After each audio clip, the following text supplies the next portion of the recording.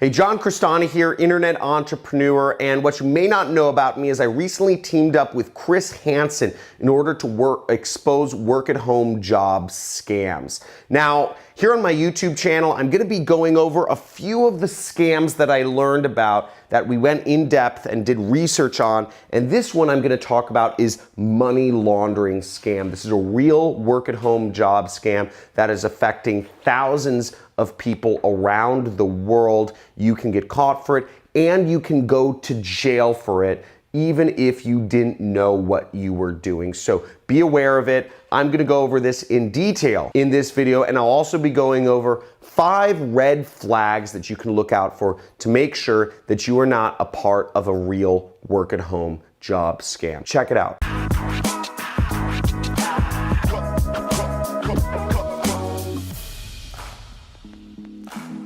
John Crestani here, and as I said, I recently teamed up with Chris Hansen on a piece of TV content to help him expose internet scammers. And what I found out was unbelievable, because I know there's a lot of fraudulent opportunities out there, but I just had no idea of the depth and how severe in many cases these work-at-home job opportunities are. Now, money laundering is one of the biggest and most common work-at-home job scams, and something to be very wary of. And I'm going to discuss this in detail, as well as go over some of the major red flags so you don't get embroiled in one of these scams yourself. Now, the way the money laundering scam works is oftentimes a company will post up a job on Craigslist or some other site, some other job site, and it will be looking for somebody to do outsourced payroll or outsourced payroll customer assurance, something like that. And your job will be to process payments and transfer funds for a supposedly major corporation. The way it works is that the employer says they will be sending you checks, and you will be processing those checks, and you will be writing other checks to other people yourself.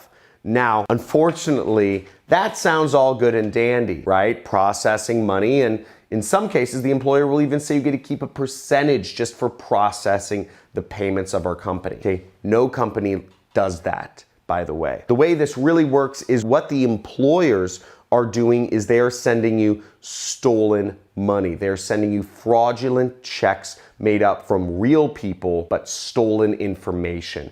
And they're sending you checks made up of stolen information and having you process them into oftentimes your own bank account and send the employer the money that's been effectively washed or laundered through your bank account. The problem a lot of these scammers have, that usually oftentimes are based in countries like Nigeria, Russia, or China, their problem is getting the money out of America, getting the money from America out of the country or into another entity. And they need people on the ground to do that. So that's where you come in, and that's why you are processing the payments for them when you're really just helping them steal money from innocent people. So the 5 red flags you want to look out for in order to avoid being taken victim by a work-at-home job scam are these. First off, if the employer is using Gmail or some other sort of public email account, it's probably a scam.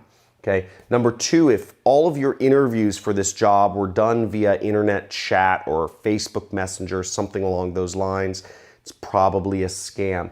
Number 3 is if you don't have the full name of your employer and you cannot find them on LinkedIn or some other website where job recruiters all create profiles on, then it's probably a scam. Number 4, if it was too easy to get the job, if there were no skills or nothing really required and you were earning more than minimum wage, it's probably a scam. And number 5 is if there's no website for the company, no social media presence, no Glassdoor reviews, none of that stuff, then it's probably a scam. So watch out for all these red flags when you're coming across work-at-home job opportunities. And remember, by helping people money launder, you can actually go to jail. Okay, so you are a felon in the United States, and this is a serious offense. So when looking at scams, make sure you're just aware of the positives and minuses, and make sure you don't fall victim to them.